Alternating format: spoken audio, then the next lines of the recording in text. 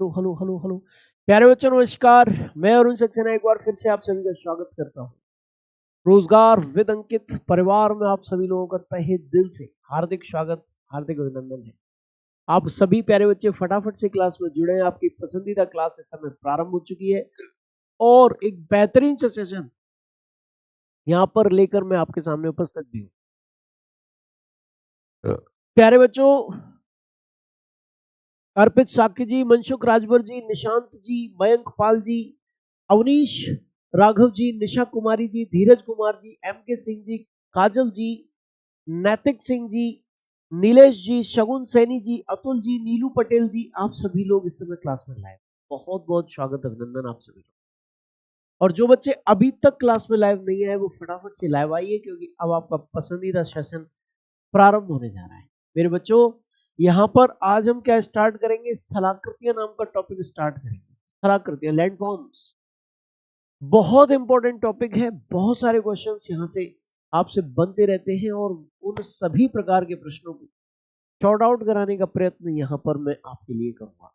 ठीक है जी, तो स्टार्ट कर रहे हैं भाई। क्या क्वेश्चंस बनते हैं और क्या हमें पढ़ना है? सबसे पहले देखिए, नदी द्वारा निर्मित स्थलाकृतियां आज की क्लास का टॉपिक।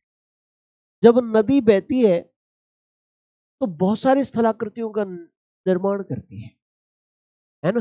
अच्छा, नदी की जो स्थलाकृतियां हैं वो दो प्रकार की होती है। नदी द्वारा निर्मित स्थलाकृतियां जो है वो दो प्रकार की होती है। ठीक है जी, नदी द्वारा निर्मित स्थलाकृतियां, नदी द्वारा निर्मित स्थलाकृतियां, निर्मित स्थलाकृतियां, स्थलाकृतियां। ठीक है जी, नदी द्वारा निर्मित स्थलाकृतियां, इनको हमें पढ़ना है, इस टॉपिक को पढ़ना है। ठीक है, landforms, landforms made by river, by rivers. ठीक है जी, चलिए इस मुद्दे को अगर हम देखें तो दो भागों में इनको वर्गीकृत किया जा सकता है। एक है निक्षेपात्मक अपरदनात्मक स्थलाकृति, अपरदनात्मक स्थलाकृति, स्थलाकृति यानी कि इरोजनल लैंडफॉर्म है ना, अपरदनात्मक स्थलाकृति। और दूसरी है निक्षेपात्मक स्थलाकृति, निक्षेपात्मक स्थलाकृति, स्थलाकृति।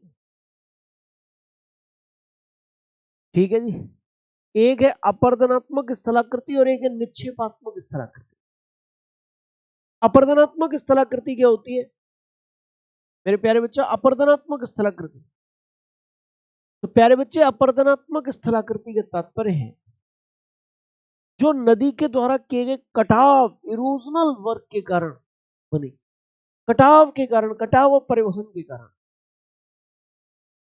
बने वो स्थलाकृति अपरदनात्मक स्थलाकृति। और निक्षेपात्मक स्थलाकृति यानी कि जो काटकर लाए गए अवसादों के जमाव से, डिपोजिशन से जो स्थलाकृति बने वो मेरे बच्चा निक्षेपात्मक स्थलाकृति है ना। ये यहां पर देखिए, ये है इरोजनल लैंडफॉर्म,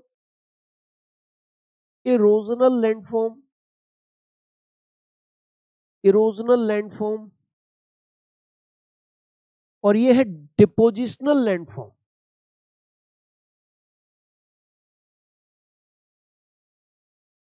ये है डिपोजिशनल लैंडफॉर्म, इरोजनल लैंडफॉर्म और डिपोजिशनल लैंडफॉर्म। नदी द्वारा किए गए कटाव और परिवहन, कटाव व परिवहन, परिवहन से निर्मित स्थलाकृति, निर्मित स्थलाकृति है। ठीक है, और ये स्थलाकृति नदी के द्वारा अवसादों के जमाव से निर्मित स्थलाकृति है, से निर्मित स्थलाकृति है। ठीक है जी, ये पर्वतों को काटती है नदियां और पदार्थों को काटकर पदार्थ काट कर लाए गए पदार्थों का परिवहन करती हैं, उसके कारण बनी हुई स्थलाकृतियां अपरदनात्मक स्थलाकृतियां कहलाती। और निक्षेपात्मक स्थलाकृति का मतलब वो परिवहन के द्वारा परिवहित पदार्थ जो है उनके जमाव से, उनके डिपोजिशन से जो स्थलाकृतियां बनेंगी वो मेरे बच्चा क्या कहलाएंगी, वो निक्षेपात्मक स्थलाकृति। जरा देखिए यहां पर हम देख पा रहे हैं प्यारे साथी, मैं कुछ उदाहरण आपको बताऊंगा, उदाहरणों से ज्यादा चीजें अच्छी तरीके से एकदम से क्लियर हो सकेंगी, है ना। चलिए भाई बहुत बढ़िया। देखिए ये स्थलाकृतियां हैं, वी आकार की घाटी, जलप्रपात, जलगर्तिका, संरचनात्मक सोपान, नदी वेदिका, नदी विषय, ये स्थलाकृतियां हैं, नदी के द्वारा निर्मित स्थलाकृतियां। ठीक है, इधर संप्राय मैदान, जलोढ़ पंख, जलोढ़ शंकु, प्राकृतिक तटबंध, बाढ़ का मैदान और डेल्टा, ये भी क्या है मेरे बच्चा, ये भी स्थलाकृतियां हैं। नदी के द्वारा निर्मित स्थलाकृतियां ही ये भी है। क्लियर है। इनमें से कुछ स्थलाकृतियां नदी के अपरदन कार्य के फलस्वरूप निर्मित है, इरोजनल वर्क के फलस्वरूप, और कुछ स्थलाकृतियां जो हैं वो निक्षेपणात्मक कार्य के फलस्वरूप, डिपोजिशनल वर्क के फलस्वरूप निर्मित है। कुछ अपरदनात्मक कार्य के फलस्वरूप, कुछ निक्षेपात्मक कार्य के फलस्वरूप। ठीक है, ये निर्मित है मेरे प्यारे से। बोलो ये समझ में आ रहा है। चलिए तो यहां पर बेटा सुशील भाई, सुशील शर्मा जी, मेरे बेटा तुम्हें ऐसी कौन सी चीज ऐसी लग रही है कि मैं इंग्लिश नहीं लिख रहा हूं, सारी चीजों की तो इंग्लिश है यहाँ है। बेटा देखो ये सब, ये उर्दू, फारसी, अरबी, स्पेनिश, ये तो ही नहीं, ये सब इंग्लिश ही तो है, सब के सब इंग्लिश है मेरे बेटा, क्यों परेशान हो रहे हो, इंग्लिश नहीं है ये। चलिए मेरे बच्चा सबसे पहले वी आकार की घाटी क्या होती है इसको जरा जान लेते हैं, एक एक करके जानेंगे, बहुत इंपॉर्टेंट है। इनमें से बहुत सारी चीजों को तो आप जानते भी हैं, कोई परेशानी नहीं आने वाली उनको, और ये सब बहुत सरल भी है, आप 1% टेंशन मत लेना, बहुत सरल भी है ये सब, इनको समझने में आपको कोई दिक्कत, कोई परेशानी, कोई समस्या आने वाली नहीं है 1% भी। चलिए जरा देखते हैं, सबसे पहले वी आकार की घाटी को पढ़ते हैं। क्या पढ़ते हैं बेटा, वी आकार की घाटी को। यहां पर देखिए एक ये क्या है, एक मैदान है, क्या है, मैदान है, एक मैदानी इलाका है या एक धरातल है। अब यहां पर बह रही है एक नदी, यहां पर एक नदी बह रही है, यहां पर देखो एक नदी बह रही है, नदी बह रही है, ऊपर से आ रही है नदी बहती हुई। अब वो क्या करेगी, वो कटाव करेगी भाई, इसको काटेगी। बोलो जी, काटेगी कि नहीं काटेगी, काटेगी। तो या फिर हम चलो ऐसे आप लोगों को, ऐसे क्यों नदी आ रही है, हम नदी इधर से नहीं मानेंगे, हम तो नदी मानेंगे ऐसे, ऐसे बह रही है नदी, ऐसे मानेंगे। ठीक है, हम नदी को प्रवाहित इस तरह प्रवाहित मानेंगे, इस तरह प्रवाहित मानेंगे। देखो इसमें कंकड़ पत्थर भी शामिल है, इस नदी के पास पर्वत के बड़े बड़े टुकड़े हैं।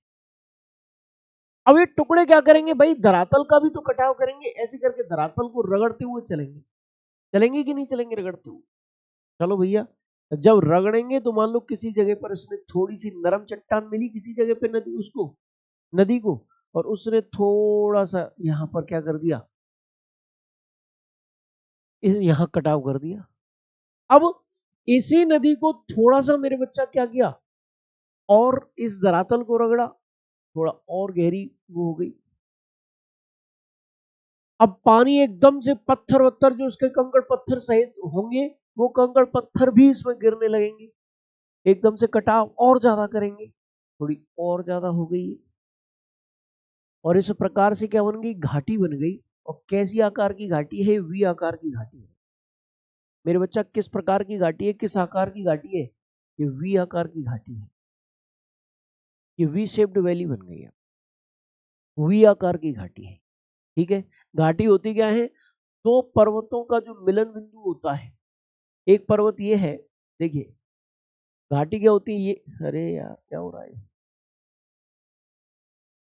यहां घाटी को समझेंगे हम बेटा। घाटी होती क्या है, देखो एक पर्वत ये है, पर्वत नंबर 1, और एक पर्वत ये है, पर्वत नंबर 2, और ये दोनों पर्वतों के बीच स्थित घाटी है। इसी को अंग्रेजी में हम लोग वैली के नाम से पुकारते हैं। अंग्रेजी में इसी को क्या कहते हैं बेटा, अंग्रेजी में इसी को वैली के नाम से हम लोग पुकारते हैं। और ये कैसी घाटी बन गई, वी शेप में बन गई, नदी के द्वारा निर्मित अपर्दन कटाव की क्रिया के द्वारा निर्मित एक स्थलाकृति। ठीक है जी, ऐसा विशेष तौर पर जब होता है, विशेष तौर पर कब होगा, जब होगा जब जैसे धरातल है ये, ठीक है, इस धरातल के बीच में कुछ मेरे बच्चे कैसी कठोर और मुलायम चट्टानों की परत हो। ये मुलायम चट्टान है, ये कठोर चट्टान है, और इसके ऊपर से नदी बह रही हो, इसके ऊपर से क्या बह रही हो, नदी बह रही हो, और उस नदी के पास पर्वत को काटकर लाए गए अवसाद भी हो। तो ऐसी स्थिति में वो इस मुलायम चट्टान को काटेगी और मुलायम चट्टान को काटकर यहाँ गड्ढा बना देगी। क्या बना देगी, गड्ढा बना देगी मेरे भाई, कुछ इस प्रकार से गड्ढा बना देगी, और यहाँ वी शेप्ड वैली, वी आकार की घाटी का निर्माण हो जाए।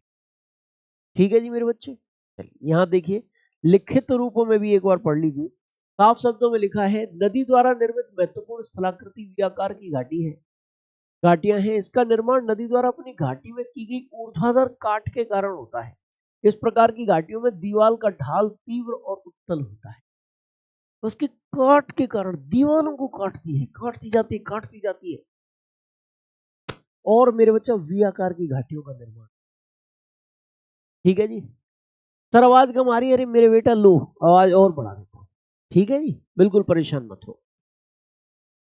जी जी जी जी जी जी जी, ये मेरा फर्स्ट और लास्ट अटेम्प्ट है सर, हो जाएगा। अंशु कुमारी जी, बिल्कुल होगा बेटा, मेहनत करो खूब अच्छे से, बेहतरीन तरीके से मेहनत करिए, सब अच्छा होगा बेटा, है बी पॉजिटिव। ओके, चलिए अब हम बात करेंगे मेरे भाई, काय बात की चर्चा करेंगे आपके साथ। अब चर्चा आपके साथ होगी भाई, देखो वी आकार की घाटियों की इमेज कुछ इस प्रकार की है। ये वी आकार की घाटी, ये पर्वत है, ये पर्वत है, और ये बीच में घाटी है, ये वी शेप्ड वैली है, वी आकार की घाटी।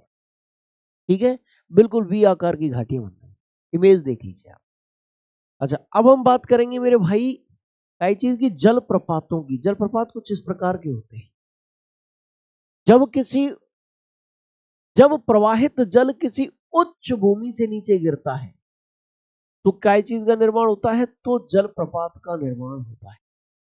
ठीक है जी, बोलो क्या होता है, जलप्रपात का निर्माण होता है जब प्रवाहित जल किसी उच्च भूमि से नीचे गिरता है, फ्लोइंग वाटर किसी हाईलैंड से नीचे गिरता है, तो किसका निर्माण होता है, जलप्रपात, वाटरफॉल का निर्माण होता है। बोलो जी, किसका, वाटरफॉल्स का निर्माण होता है मेरे तो, अच्छी तरीके से समझने का प्रयत्न कीजिए।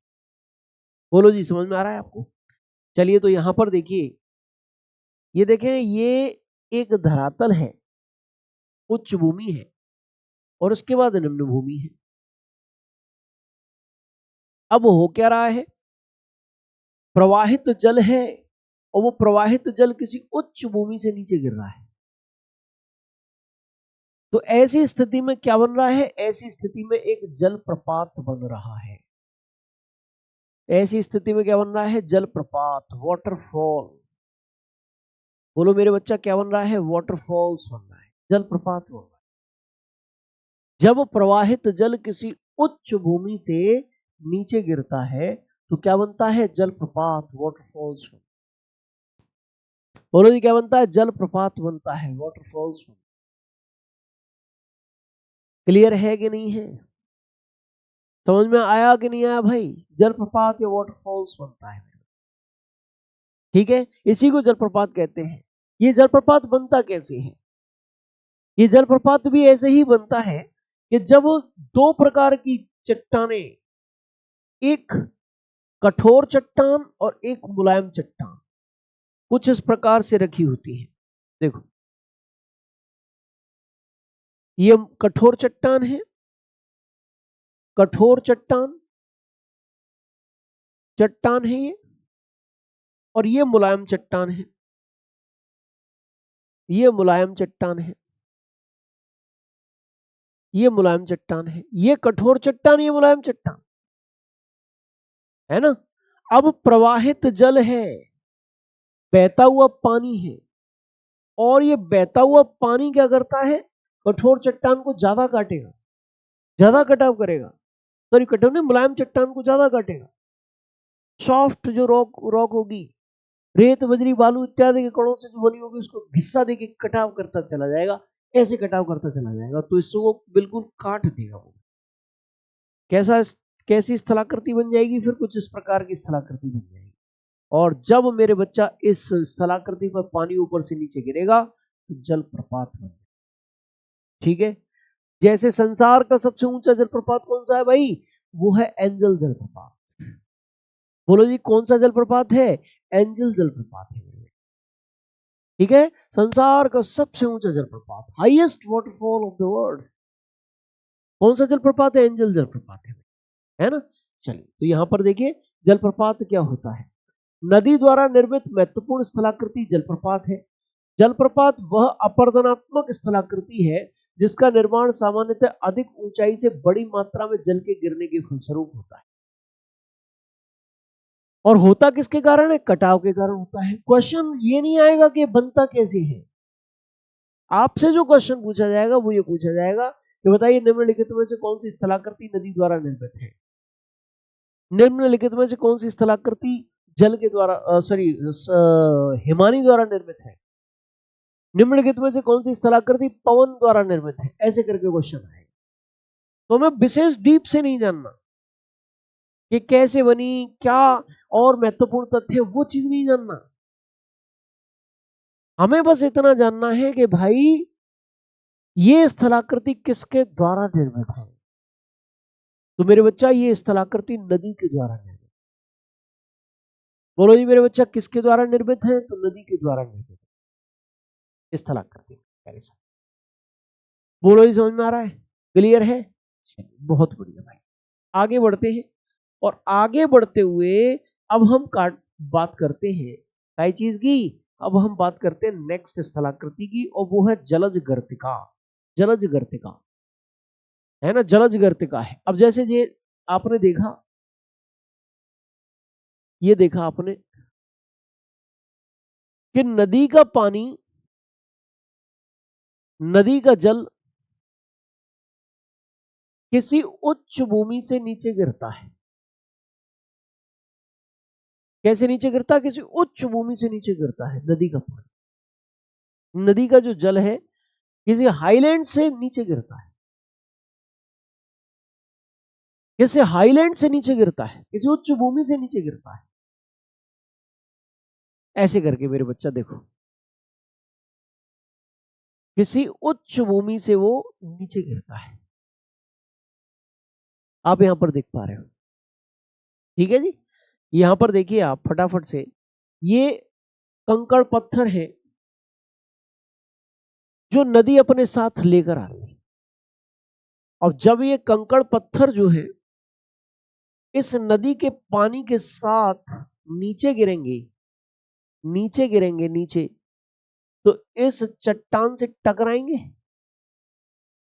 चट्टान से टकराएंगे, टकराएंगे कि नहीं टकराएंगे। जब ये कंकड़ पत्थर ऊपर से नीचे गिरेंगे, पानी भी नीचे गिरेगा, तो सबसे ज्यादा दबाव कहां बनेगा, यहां बनेगा। जहां पानी ऊपर से नीचे गिर रहा है वहां सबसे ज्यादा दबाव बनेगा, वहां गड्ढा बना देगा ये। इस दबाव के कारण क्या बन जाएगा, वहां एक गड्ढा बन जाएगा। देखो, एक गड्ढा बन गया। लो, क्या बन गया मेरे बच्चा, एक गड्ढा बन गया। और ये गड्ढा ही जलज गर्तिका है, जलज गर्तिका है। ये गड्ढा ही क्या है, जलज गर्तिका है ये गड्ढा, आप देख पा रहे हैं क्या है, जलज गर्तिका मेरे बच्चा, क्या गड्ढा जलज गर्तिका है। बफरिंग हो रही है क्या? अच्छा, साफ नहीं दिख रहा, बफरिंग हो रही है, नेटवर्क इश्यू है, वीडियो प्रॉब्लम हो रही है। चलिए ठीक है ठीक है, wait wait wait wait wait wait मेरे बच्चा वेट।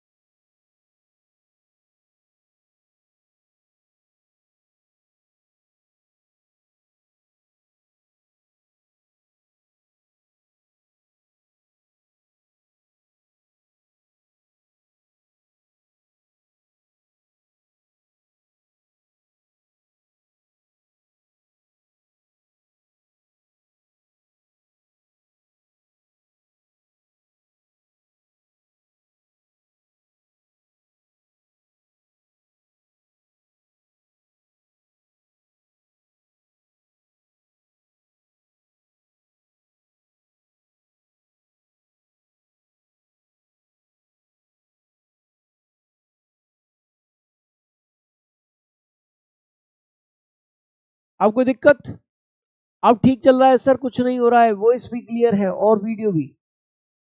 अच्छा प्रिया मिश्रा जी, अब तो ठीक है सर, ओके ओके ओके ठीक है ओके। तो ये जलज गर्तिका बन गई, गर्तिका मतलब गड्ढा। कैसे बना गड्ढा, समझ में आ गया आपको?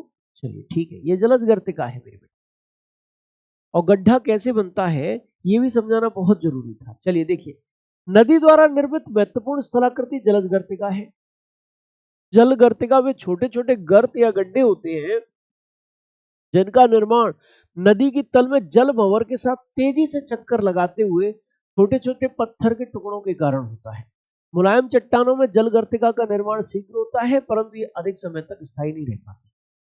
अब मुलायम चट्टाने हैं यानी रेत बजरी वालू के कण के कारण द्वारा निर्मित चट्टाने हैं, वहां जलज गर्तिका शीघ्र बन तो जाएगी लेकिन स्थायी नहीं रहेगी, क्योंकि फिर वो ज्यादा बड़ी होती चली जाएगी, ज्यादा बड़ी होती चली जाएगी, और एक समय तक वो गड्ढा ही नहीं रहेगा, कोई और स्थलाकृति बन जाएगी, कोई और लैंडस्केप बन जाएगी।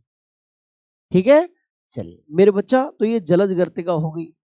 अच्छा, इसके बाद हम बात करेंगे जलज गर्तिका का भी एक इमेज मेरे पास है, देखो यहाँ ये जलज गर्तिका है। जैसे ये चट्टान है, कठोर या मुलायम हो सकती है चट्टान, और यहाँ पर देखो कुछ कंकड़ पत्थर लेकर आ रही है नदी, और नदी जैसे जैसे बहेगी वो मुलायम चट्टान को ज्यादा काटेगी, ज्यादा काटेगी, एक प्रकार से गड्ढा बन जाएगा और जलज गर्तिका हो गई। ठीक है, क्या हो गई, जलज गर्तिका हो गई। ठीक है, अवनमन कुंड भी इसको कह सकते हैं, जलज गर्तिका और अवनमन कुंड भी मेरे प्यारे साथी इसी को हम लोग कहते हैं। अब बात आती है संरचनात्मक सोपान की। ये होता है संरचनात्मक सोपान जब नदी के मार्ग में मुलायम और कठोर चट्टानों की परत मिलती है, मुलायम और कठोर चट्टानों की परत मिलती है, ये कठोर ये मुलायम, ये कठोर ये मुलायम, ये कठोर ये मुलायम, ऐसे ही इधर कठोर ये मुलायम, ये कठोर ये मुलायम, ये कठोर ये मुलायम। तो मुलायम चट्टानों का अपर्दन यानी कटाव जो है वो अपेक्षाकृत ज्यादा होगा, कठोर चट्टानों का जो अपर्दन या कटाव जो है वो अपेक्षाकृत कम होगा। और जब नदी बहेगी तो देखो यहाँ ज्यादा कटाव, यहाँ ज्यादा कटाव, यहाँ कम कटाव, यहाँ ज्यादा कटाव, यहाँ कम कटाव, यहाँ ज्यादा कटाव, तो इस प्रकार से क्या बन जाएंगी, सीढ़ी टाइप की बन जाएंगी, सिड्डी टाइप की बन जाएंगी, एक सिड्डी दो सिड्डी ऐसे करके सिड्डी बन जाएंगी। इन्हीं को स्ट्रक्चरल स्टेप्स या सीढ़ियां संरचनात्मक सोपान के नाम से हम लोग जानते हैं। कैसे हो पा रहा है, अलग अलग दर से हुए कटाव के कारण, या अलग अलग रेट से कटाव हो रहा है, जो कटाव है उसकी दर अलग अलग है, इसीलिए ऐसा संभव हो पा रहा है। बोलो, ऐसा इसीलिए हो रहा है मेरे बच्चे, अलग अलग दर से कटाव हो रहा है, कहीं कटाव ज्यादा, कहीं कटाव कम, कहीं कटाव ज्यादा, कहीं कटाव कम, कहीं कटाव ज्यादा, कहीं कटाव कम, कहीं कटाव ज्यादा, कहीं कटाव कम, इस प्रकार से कटाव हो रहा है। तो मेरे बच्चा संरचनात्मक सोपान के बारे में आप पढ़िए। नदी द्वारा निर्मित महत्वपूर्ण स्थलाकृति संरचनात्मक सोपान है। इस अपर्दनात्मक स्थलाकृति का निर्माण तब होता है जब नदी के पानी में कठोर तथा मुलायम चट्टानों की परतें क्षैतिज अवस्था में मिलती है। कैसे? हॉरिजॉन्टल रूप से कठोर और मुलायम चट्टानों की परतें मिलती हैं, तब संरचनात्मक सोपान का निर्माण होता है। मेरे बच्चों देखो, इस परिस्थिति में नदी द्वारा विशेषक अपर्दन होता है, अर्थात कठोर तथा मुलायम चट्टानों का कटाव विभिन्न दर से होता है, जिससे नदी की घाटी के दोनों ओर सोपानाकार सीढ़ियों का निर्माण हो जाता है और इन सोपानाकार सीढ़ियों को ही संरचनात्मक सोपान कहते हैं। इन सोपानाकार सीढ़ियों को ही हम संरचनात्मक सोपान कहते हैं। क्लियर है कि नहीं है भाई? समझ में आया कि नहीं आया? एग्जैक्ट है कि नहीं है? आपको अच्छे तरीके से समझ में आ चुका होगा। अगर कोई दिक्कत फिर भी आ रही है तो प्लीज मुझे बताइए कि गुरुजी ये दिक्कत आ रही है, मैं उसे दोबारा से बताने का प्रयत्न करूं। ठीक है जी? क्या समस्या आ रही है आप लोगों को? कोई दिक्कत हो तो मुझे बता दीजिए। स्नेहा जी तो कह रहे हैं सब कुछ क्लियर हो गया भाई, वाह बहुत बढ़िया। अब मैं बच्चे बात करूंगा नदी वेदिकाओं की। ये नदी वेदिकाएं हैं, ये है नदी वेदिका। एक प्रकार से आप कहोगे गुरुजी ये तो वैसे ही है, सेम टू सेम है, सेम टू सेम है।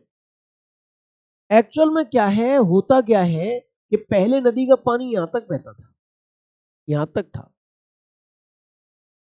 तो उसने थोड़ा सा कटाव किया, चौड़ा कर दिया इसको, ठीक है। अब हुआ क्या कि बारिश का मौसम आया और पानी इनमें, इस जगह पे पानी बहुत बढ़ गया। लो भाई, पानी बहुत बढ़ गया, पानी का लेवल उच्च हो गया, और पानी का लेवल जैसे ही उच्च हुआ उसने और कटाव किया और बुरी तरीके से काटना स्टार्ट किया, यहां तक पहुंचा दिया तल को। फिर बारिश का मौसम खत्म हुआ, पानी पुनः वहीं की वहीं आ गया। लो क्या हो गया, पानी पुनः वहीं की वहीं आ गया है, पानी पुनः वहीं की वहीं आ गया, कम हो गया पानी। लो यहाँ पर नदी बह रही थी, यहीं तक आ गया। फिर बारिश का मौसम आया, पानी यहाँ तक कटाव करेगा, यहाँ तक पानी भर गया, कटाव करेगा, यूं फैलाता जाएगा, इस क्षेत्र को फैलाता जाएगा। पानी और भी बढ़ गया तो इस क्षेत्र को फैलाएगा, यूं यूं यूं यूं यूं यूं यूं यूं फैलाव करेगा, यूं कटाव करेगा। तो ये नदी के पुनर्वेश, यानी कि नदी में जल के लेवल के अलग अलग होने के कारण नदी वेदिकाओं का निर्माण होता है। नवोन्मेष, एकदम नदी में उत्थान, युवावस्था लौट जाती है, पानी बढ़ जाता है, एकदम बहाव तेज हो जाता है, तो ज्यादा बड़े क्षेत्र का कटाव वो करने लगता है। और नदी में हुए नवोन्मेष के कारण,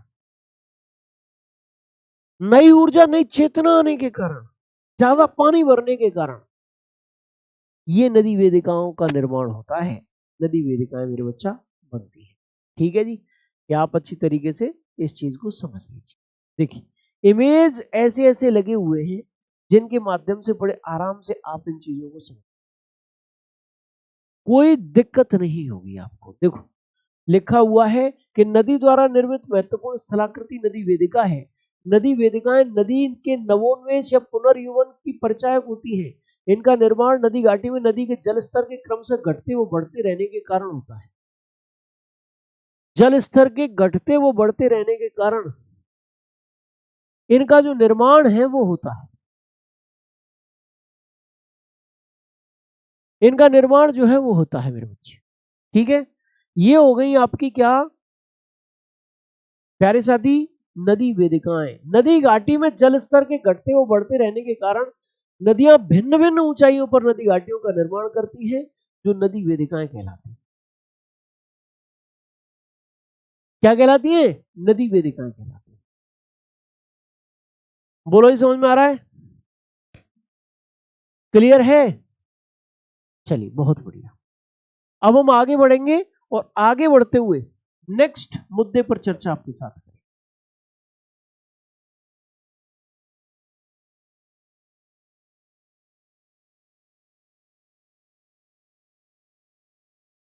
तो मेरे बच्चे अब मैं बाढ़कृत मैदान की चर्चा करूंगा।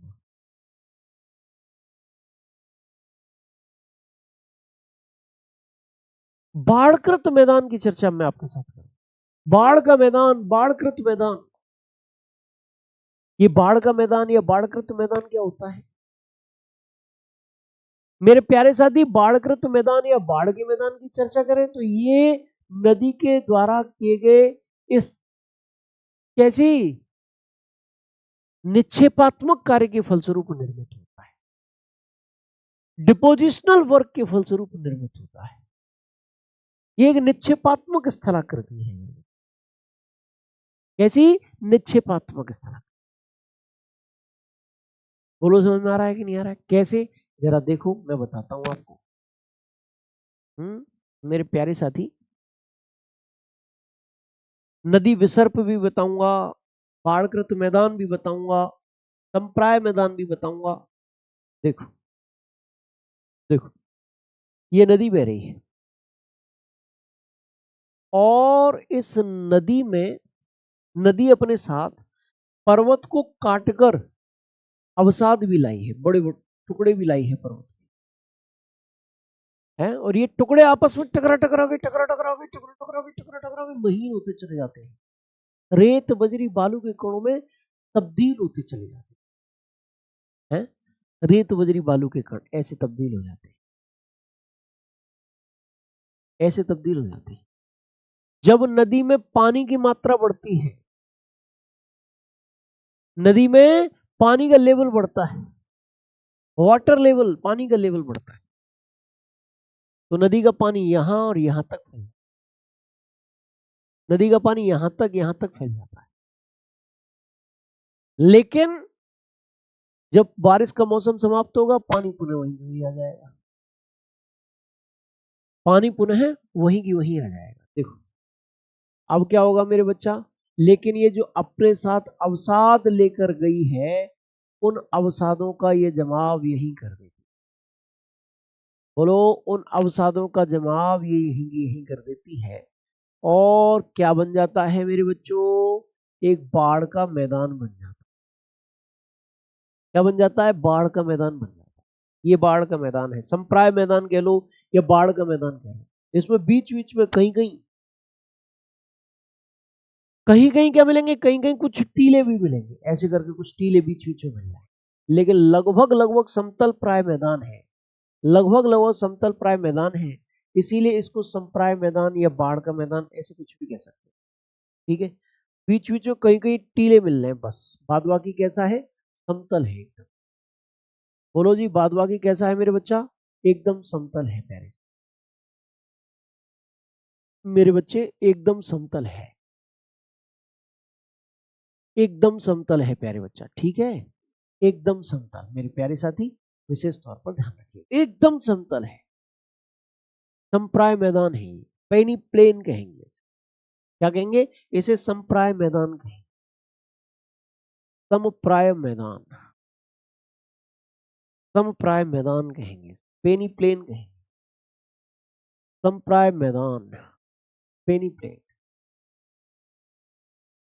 पेनी प्लेन, संप्राय मैदान कहेंगे। ठीक है, क्या कहेंगे इसे? समप्राय मैदान, पेनी प्लेन कहेंगे। बोलो जी, क्लियर है कि नहीं है? समझ में आ रहा है कि नहीं आ रहा है? पेनी प्लेन, संप्राय मैदान। अच्छा, एक होता नदी विसर्प। नदी विसर्प क्या है? नदी विसर्प भी समझ लो आप। जैसे एक नदी बह रही है, ये रही,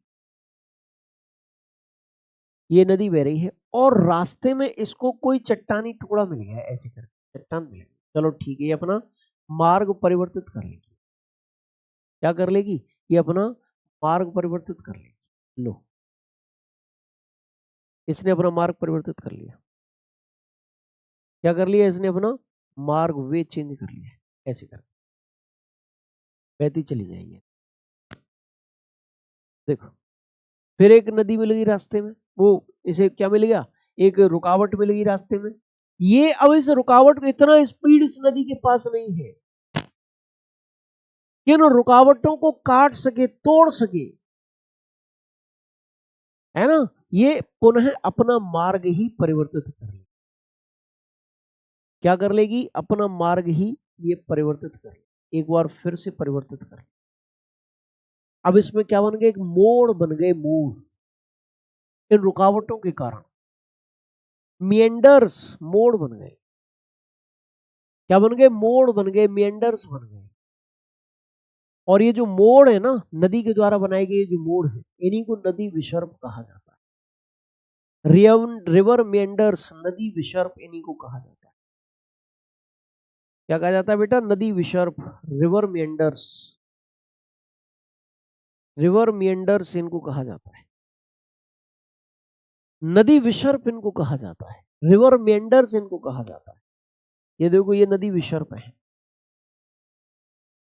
ये क्या है, ये नदी विसर्प है, रिवर मिएंडर्स है, रिवर मिएंडर्स है, ये नदी विसर्प है मेरे बच्चे। ठीक है, रिवर मिएंडर्स, नदी विसर्प, यही है मेरे बेटा। बोलो जी, क्लियर है। चलिए, अगर हम यहाँ पर एक बार देख भी लेते हैं मेरे प्यारे साथी, क्या लिखा हुआ है कि नदी द्वारा निर्मित महत्वपूर्ण स्थलाकृति नदी विसर्प है। नदी विसर्प एक अपर्दित स्थलाकृति है जिसका निर्माण मैदानी भागों में नदी की गति मंद हो जाने के कारण होता है। बोलो, नदी की गति कम होने के कारण और मार्ग में रुकावट आने के कारण, उनको नदी विसर्प कहते हैं, रिवर मेंडर्स कहा जाता है। ठीक है जी।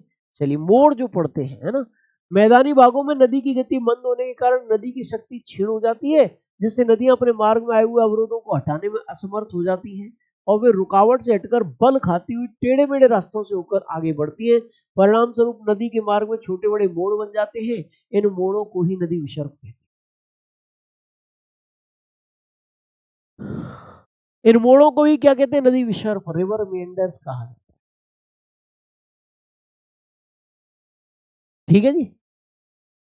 फूफा जी से नोट करना है कि केवल समझना है? मेरे बेटा, नोट करके क्या करो, बोर्ड पीडीएफ से पढ़ो, समझो, चीजों को मेरे साथ साथ तैयार करते चलो, आपके लिए सब कुछ बहुत अच्छा हो जाएगा। ठीक है। चलिए मेरे बच्चे, अब हम आगे बढ़ते हैं। ठीक है, और अब हम बात करते हैं संप्राय मैदान की। देखो कैसा होता है संप्राय मैदान, कुछ इस प्रकार का होता है। देखो, लगभग लगभग समतल होता है, लेकिन बीच बीच में ऊंचे ऊंचे स्थल होते हैं, टीले टाइप के होते हैं, उसे कहते हैं संप्राय मैदान। संप्राय यानी प्रायः, जनरली वो समतल है, लेकिन बीच बीच में ऊंचे ऊंचे टीले हैं उसमें, उसे संप्राय मैदान कहते हैं। ठीक है, लिखा हुआ है कि देखो क्या लिखा हुआ है, नदी द्वारा निर्मित एक महत्वपूर्ण स्थलाकृति संप्राय मैदान है। क्या है, संप्राय मैदान है मेरे बच्चा। यह एक अपर्दित स्थल रूप है। इसका निर्माण उस समय होता है जबकि नदी अपर्दन की अंतिम अवस्था में क्षैतिज अपर्दन द्वारा सतह की असमानताओं को दूर कर देती है, और इस समय क्षैतिज अपर्दन तथा निक्षेप दोनों मिलकर संप्राय मैदान का निर्माण करते, समतल प्राय मैदान का क्या करते थे, निर्माण करते, कटाव कर करके सबको एक सा कर देगी और अपने द्वारा लाए गए अवसादों को जमा कर देगी, अपने द्वारा लाए गए अवसादों को वहां जमा कर देगी। इसलिए लगभग समतल सा मैदान बन जाएगा, बीच बीच में टीले टाइप के रहेंगे, उसे समतल प्राय मैदान कहेंगे। क्या कहेंगे बेटा, उसे समतल प्राय मैदान मेरे प्यारे साथी कहेंगे। ठीक है, ये है समतल प्राय मैदान। आप अच्छी तरीके से देख लो, क्लियर कर लो। मैंने यहाँ पर मैंने बहुत सारी स्थलाकृतियां आप लोगों को बताई थी, और उन स्थलाकृतियों में सारी की सारी चीजें आपके सामने मैंने करा दी है, ज्यादातर, कुछ रह गई हैं सो कल कराऊंगा। व्याकार की घाटी, जलप्रपात, जलगर्तिका, संरचनात्मक सोपान, नदी वेदिका, नदी विसर्प, ये कंप्लीट हो चुके हैं। संप्राय मैदान कंप्लीट हो गया। जलोढ़ पंख, जलोढ़ शंकु, प्राकृतिक तटबंध, बाढ़ का मैदान और डेल्टा, बाढ़ का मैदान भी कंप्लीट करा दिया, बाढ़ मैदान कंप्लीट करा दिया है ना। ये बाढ़ का मैदान है, ये जो मैंने बनाया था ना, ये बाढ़ का मैदान बनाया था। जहां तक बाढ़ आती है, ये बाढ़ का मैदान है, समतल प्राय मैदान नहीं है, बाढ़ का मैदान है, ये बाढ़ का मैदान।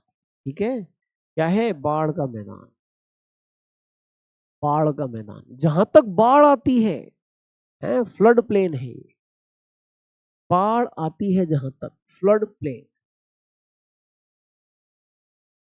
जहां तक बाढ़ आती है, अवसादों का जमाव होता है, उससे एक मैदानी इलाके का निर्माण होता है, उसे बाढ़ का मैदान। संप्राय मैदान का निर्माण, नदी अपने जहां गति बहुत कम हो जाती है, उसकी स्पीड बहुत कम हो जाती है, वहां वो संप्राय मैदान का निर्माण। जहां तक प्रतिवर्ष बाढ़ आती है, वहां तक पानी पहुंचता है बाढ़ का, अवसादों का जमाव करती है वो बाढ़ का मैदान।